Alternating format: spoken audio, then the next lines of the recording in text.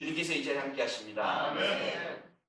금년을 시작하면서 이 가을날에 이렇게 마스크를 쓰고 예배를 드릴 것을 예상했던 분은 한 명도 없었을 거예요. 금방 지나가겠지. 예전에 사스처럼 그러겠지. 그럼에도 불구하고 또 이렇게 모여서 함께 예배케 하신 하나님께 영광의 박수를 드리겠습니다. 또한 여태까지 잘 버텼다고 옆에 분에게 잘 버티고 있어 해줬으면 좋겠습니다. 잘 버티고 있어요. 정말 잘 버티고 계신 줄로 믿습니다. 많은 기업들이 지금 3,000개니 5,000개니 중소기업이 문을 닫고, 그리고 또 여러 가지 가정사로 인한 통계가 안 나와서 그렇지 엄청 어려운 가운데 있고, 또 교회들도 엄청 어렵고, 그래도 불구하고 하나님의 은혜를 주셔서 저희 교회는 새신자가 올해만 10명 정도 들어왔는데 정착하시는 한 7분 계십니다. 하나님께서 은혜로 풍성하게 예배케 하심에 감사를 드립니다. 네. 잠언서 16장 9절 말씀에 사람이 마음으로 자기의 길을 계획할지라도 그의 걸음을 인도하시는 이는 여호와시니라 말씀하셨습니다. 모두 계획대로 되진 않아요. 다만이 아니라 많은 분들이 그러했으리라고 생각해요. 우리는 한치 앞을 볼 수 없는 존재라는 것을 오늘 이 아침에 다시금 생각하게 됩니다.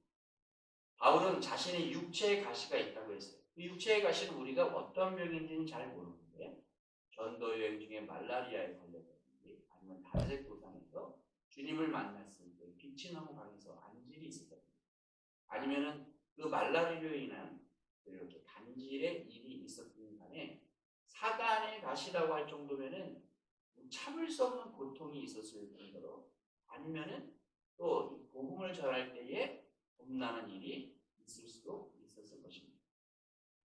복음을 전하다가 간질 발작을 일으켰다면 복음 전하는 사람들이 그의 말을 누굴 믿겠어요? 안질로 인해서 눈이 어두웠다면 전도 여행이 쉽지 않았을 것입니다.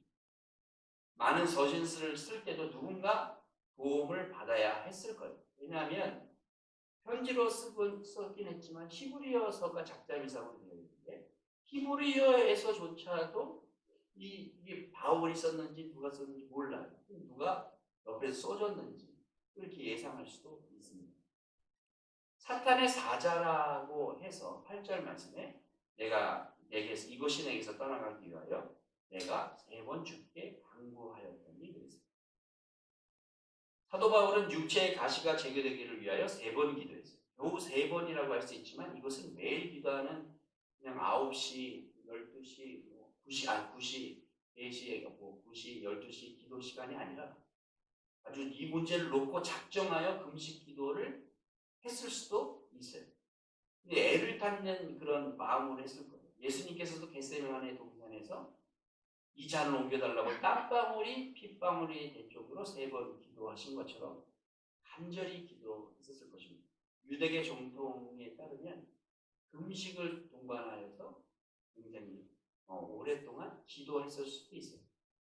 그런데 바울에게는 다른 사람을 치유하는 능력이 나타났는데 바울 자신에게는 그런 능력이 나타나지 않아요.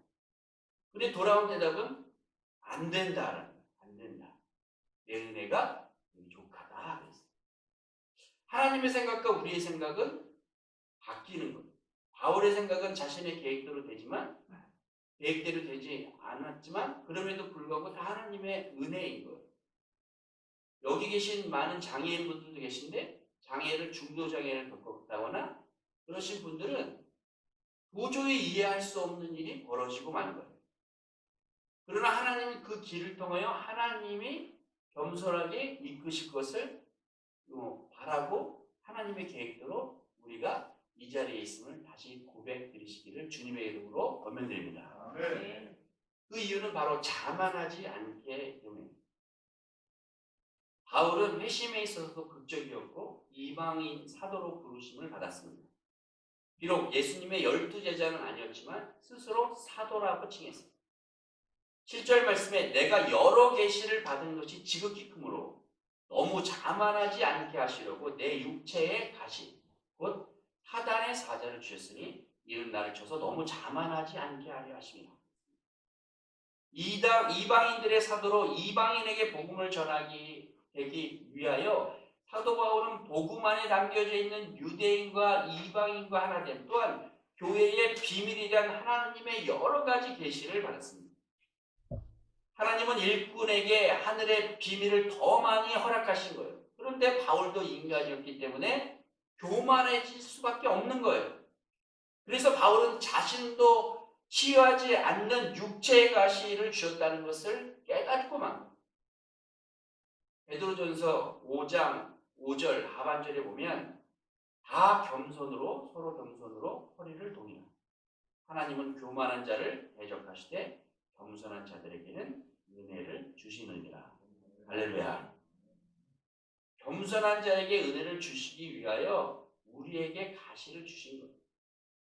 자칫 하나님께 대적하는 자가 되는 것이 바로 겸손하지 못한 자. 비록 가시로 인해 고통이 있지만 그 가시로 인하여 겸손할 수 있다면 그 유익이 더 크다는 것을 깨달을 수 있는 것입니다. 우리는 육체의 가시로 인해 잃은 것만을 생각하는 경향이 있어요. 그러나 그것만으로 인해 얻은 것이 무엇일까 생각해 보셔야 됩니다. 사랑하는 성도 여러분, 특별히 예당교회 또한 전 세계에 있는 이 모든 성도님들은 육체의 가시가 하나도 없는 분들이 없어요. 얼굴은 편안해 보일지 모르겠지만 속으로는 혈압약을 먹으시는 분들 있고 당뇨약을 드시는 분들 있고 목 디스크, 허리 디스크, 다리가 저리고 어제 비가 오기 전에 또 이 중도 장애인은 이 휠체어탄 장애인들은 얼마나 많이 쑤셔요. 그렇잖아요. 가시가 없으신 분들이 없어요. 근데 그게 가시가 나한테 은혜가 된다라고 깨달으면 그건 하나님의 은혜일 수밖에 없어요. 할렐루야. 또한 배우자와 부모님을 위하여 자녀의 구원을 위하여 3번이 아니라 수없이 기도하시고 계신 분들이 있어요. 코로나로 인하여 경제적인 어려움을 겪은 분들도 많이 있어요. 심리적으로 위축되어서 우울감에 시달리는 분들도 있습니다. 날 구원하신 주 감사라는 찬양이 있어요. 그 찬양 3절인데요. 길가의 장미꽃 감사, 장미 가시도 감사라는 가시가 있습니다. 우리는 꽃으로 인한 감사만 하고 있지 않나 생각해 봐야 하는 것입니다. 가시로 인해 겸손할 수 있다면 꽃으로 인한 감사보다 더 큰 감사의 제목이 될 것입니다. 이 모든 것이 하나님의 은혜라고 고백하는 성도님들 되시기를 주님의 이름으로 축복드립니다. 두 번째로 이미 주신 족한 은혜에 감사해야 하는 것이 우리의 신앙생활인 것입니다. 바울이 간절히 기도한 후에 그의 마음에 찾아온 응답이 무엇이었습니까? 9절 말씀에 나에게 이르기를 내 은혜가 내게 족하도다. 이는 내 능력이 약한 데에서 온전하여 짐이라 하신지라.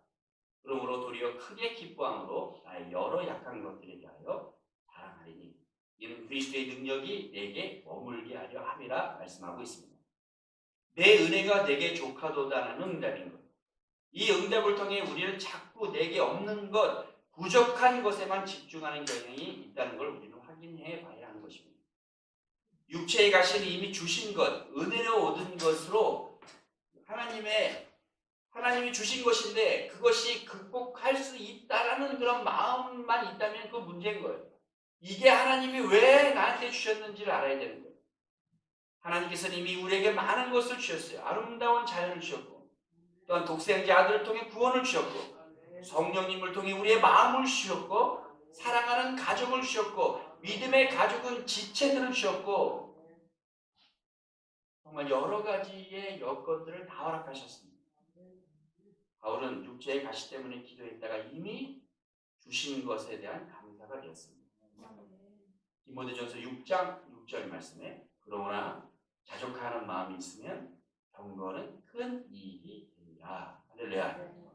경건의 신앙은 내게 없는 것을 채우려는 몸부림에서 시작되는 것이 아닙니다.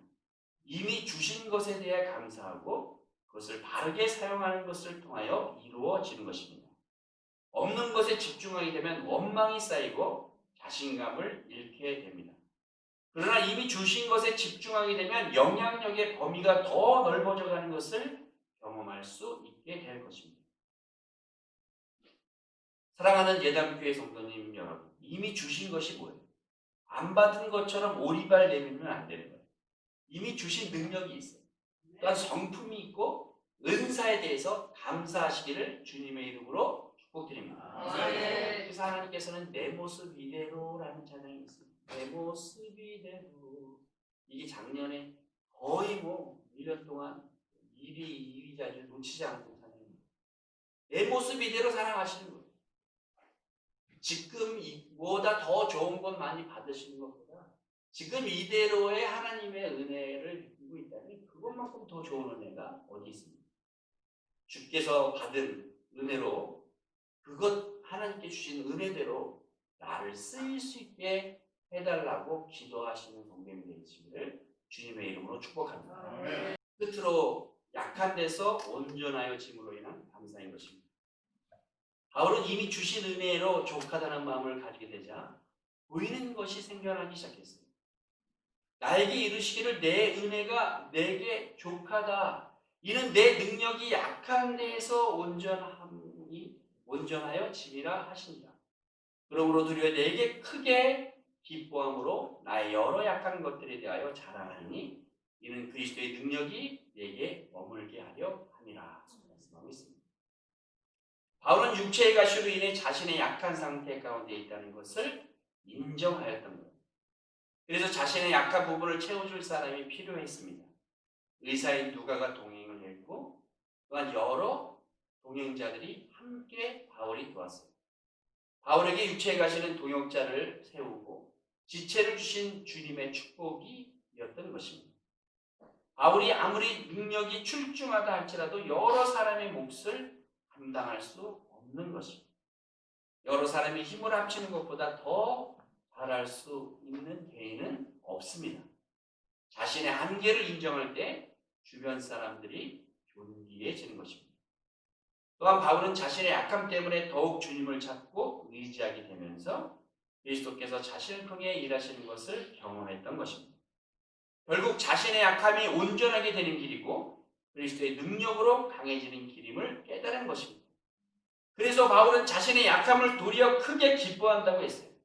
크게 기뻐할 뿐 아니라 자랑한다까지 말하고 있습니다. 10절 말씀에 그러므로 내가 그리스도를 위하여 약한 것들과 능력과 궁핍과 박해와 곤고를 기뻐하노니 이는 내가 약한 그때에 강함이라. 아멘. 우리는 잘돼야 기뻐하고 자랑할 것이 있다고 생각합니다. 그러나 바울은 자신의 약함과 고난도 어려움에 직면해 있음에 기뻐하고 자랑하고 감사하고 있습니다.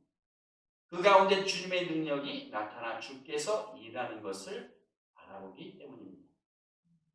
부족하기에 우리 모든 성도님들과 함께 온전히 이루어져 가는 예담교회가 되기를 주님의 이름으로 권면드립니다. 어떤 분은 오늘 이렇게 예배를 위하여 꽃을 준비해 주시고 또한 청소로 또한 주방공사로 또한 여러 가지 헌신으로 교회가 이루어지는 줄로 믿습니다. 저 육체 하나만 갖고는 이루어질 수 있는 게 하나도 없어요. 다 한 사람 한 사람의 역할이기 때문에 모든 것이 주의 은혜고 부흥되는 줄로 믿습니다. 저희 교회는 많이 부흥됐어요.